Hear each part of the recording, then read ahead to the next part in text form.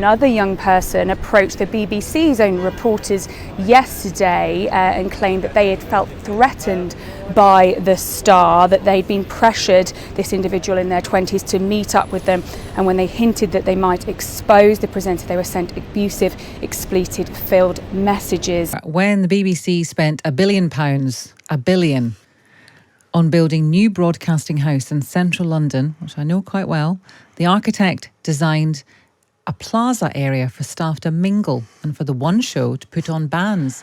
It's also handy for the reporters who gather every time there is a crisis. One Director General even resigned right there.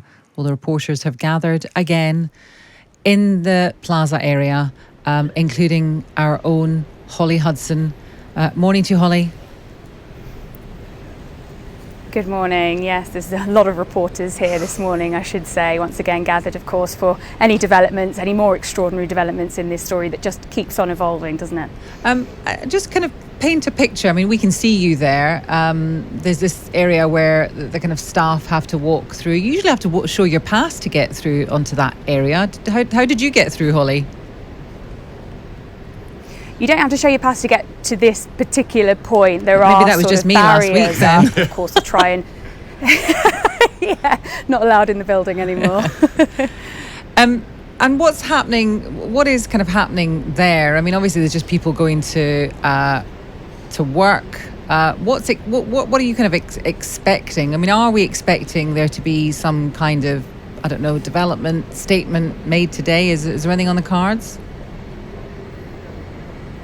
Nothing on the cards in terms of statements. Of course, we don't know how this will evolve today, given the extraordinary developments that we saw yesterday. I mean, if you rewind 24 hours, I was stood here yesterday morning talking about how the BBC had received a letter from the lawyer for the young person at the centre of the initial claims, dismissing the story as rubbish. Of course, now we're in a very different place once again this morning, and the BBC still firmly in the eye of the storm, with calls mounting, pressure mounting on the presenter at the centre of this scandal to come forward and identify themselves amid further fresh allegations, with yet more young people making claims against the presenter, claims about their interactions with them, and that's on top of, separate to, the initial allegations that emerged in The Sun 6 days ago now, that this presenter paid their child tens of thousands of pounds for sexually explicit images. I'll just detail some of the fresh allegations and claims we've had this morning in The Sun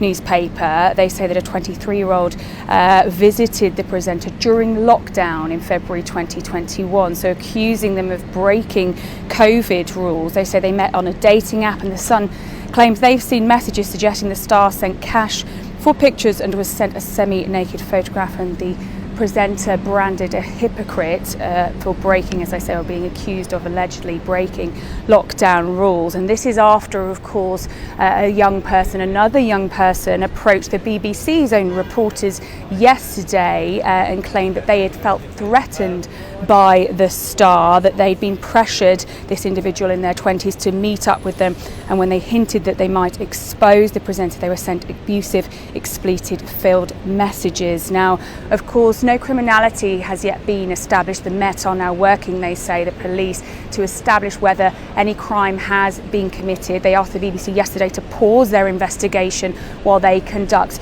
their own inquiries, while they scope this out. But of course, these fresh allegations raise more questions, perhaps now, about the conduct of this presenter, and has led to Jeremy Vine, the Radio 2 BBC star, to call for the presenter to come forward this morning, saying these allegations is going to cause yet more vitriol against innocent colleagues, and really putting the BBC, he said, on its knees. Holly, thank you for that. It's Holly Hudson reporting from outside new broadcasting house in central London. Sometimes people say, well, why are people there? They're just there because they want the BBC behind it, or they want whatever. But actually, when people like Jeremy Vine turns up for work today, Tim Davie, and then they get shouted questions like, oh, do you think the unnamed person should come forward, or whatever, that then becomes a clip for radio or TV. And they might answer the question as well.